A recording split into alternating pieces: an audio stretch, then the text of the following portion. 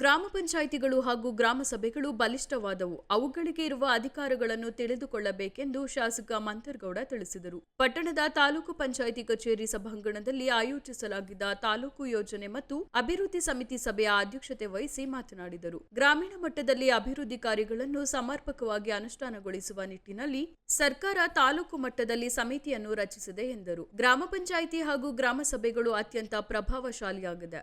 ಎಲ್ಲ ಗ್ರಾಮ ಪಂಚಾಯಿತಿ ಸದಸ್ಯರು ತಮ್ಮ ಅಧಿಕಾರವನ್ನು ಅರಿತು ಕರ್ತವ್ಯ ನಿರ್ವಹಿಸಿ ನೀವುಗಳು ಮಾಡಿದ ನಿರ್ಣಯಗಳನ್ನು ಯಾರಿಂದಲೂ ಬದಲಿಸಲು ಸಾಧ್ಯವಿಲ್ಲ, ಅಷ್ಟು ಅಧಿಕಾರವಿದೆ ಎಂದರು.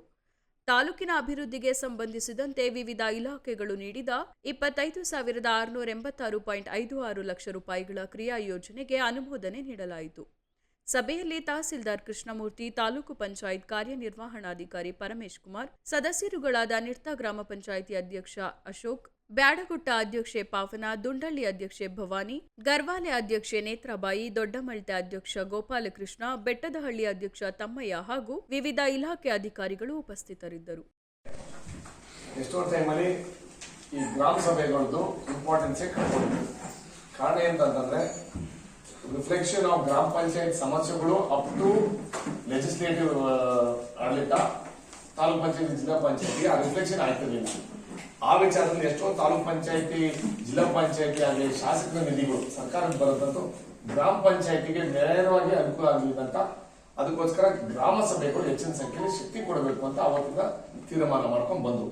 ಅದೇ ವಿಚಾರದಲ್ಲಿ ಮನೆಗಳು ಪಟ್ಟಿ ಆಗಿತ್ತು ಸಮಸ್ಯೆಗಳು. ನಿಮ್ಗೆ ಗೊತ್ತಿರಂಗೆ ಮನೆಗಳು ಏನ್ ಮಾಡ್ತಿದ್ರು, ಅದು ಸರ್ಕಾರದ ನಿಯಮ, ಶಾಸಕರು ಅವರವರೇ ಪಟ್ಟಿ ಮಾಡ್ಕೊಂಡು ಆಮೇಲೆ ಕೊಡ್ತಿದ್ರು. ಆಮೇಲೆ ಏನ್ ಕಡ್ಡಾಯ ಮಾಡಿದ್ರು ಅಂದ್ರೆ ಗ್ರಾಮ ಸಭೆಲೆ ನೇಮಕ ಮಾಡಿ ಕೊಡಬೇಕು. ಯಾಕಂದ್ರೆ ಯಾರು ಲ್ಯಾಟರಲ್ ಎಂಟ್ರಿ ಬರ್ತದಲ್ಲ, ಈ ತರ ಲ್ಯಾಟರಲ್ ಎಂಟ್ರಿಗಳು ಆಗ್ಬಾರ್ದು ಕಾಮಗಾರಿಗಳನ್ನು ಒಂದು ರೀತಿಯಲ್ಲಿ ಇರುತ್ತೆ. ಅದೇ ವಿಚಾರದಲ್ಲಿ ಅಭಿವೃದ್ಧಿ ಕಾಮಗಾರಿನು ಗ್ರಾಮ ಪಂಚಾಯತಿ ಯಾಕೆ ಅಂತಂದ್ರೆ ಈ ಗ್ರಾಮ ಪಂಚಾಯತಿನ ಎಷ್ಟು ಶಕ್ತಿ ಇದೆ ಅಂತ ನಮ್ಮವ್ರಿಗೆ ಇನ್ನೂ ಅದು ಗೊತ್ತಿಲ್ಲ. ಹೇಳಿದಂಗೆ ನೀವು ಏನಾದ್ರು ಅನುಮೋದನೆ ತಗೊಂಡ್ರೆ, ಏನಾದ್ರೆ ನಿಮ್ಮ ಬಾಡಿಲಿ ತೀರ್ಮಾನ ಮಾಡಿದ್ರೆ ಯಾರು ಆ ಕಾನೂನ ಬದಲಾವಣೆ ಮಾಡಕ್ಕೆ ಸಾಧ್ಯ ಇಲ್ಲ. ಮಾತ್ರ ನೀವ್ ಹೇಳಿದಂಗೆ ಸರ್ಕಾರದಿಂದ ಪ್ಲಸ್ ಜನ ಒಪ್ಕೊಂಡಿದ್ದೀರಾ ಇಲ್ಲ ಅಂತ ಇದೆಲ್ಲ ದುಡ್ಡು ಒಂದೇ ಸಲ ಬಂದ್ರೆ ಗ್ರೇಟು. ಇದೆಲ್ಲ ರಿಕ್ವೈರ್ಮೆಂಟ್, ಅಷ್ಟು ರಿಕ್ವೈರ್ಮೆಂಟ್ ಮೇಲ್ಮಟ್ಟದಿಂದ ಬಂದ್ರೆ ಅನುಕೂಲ. ಮಾತ್ರ ನಾನು ಏನ್ ಹೇಳ್ತಾ ಇರೋದು ಅಂತಂದ್ರೆ ಒತ್ತಡಗಳು ನೀವು ಹೇಳ್ದಂಗೆ ಬೇರೆ ಬೇರೆ ರೀತಿದೆ.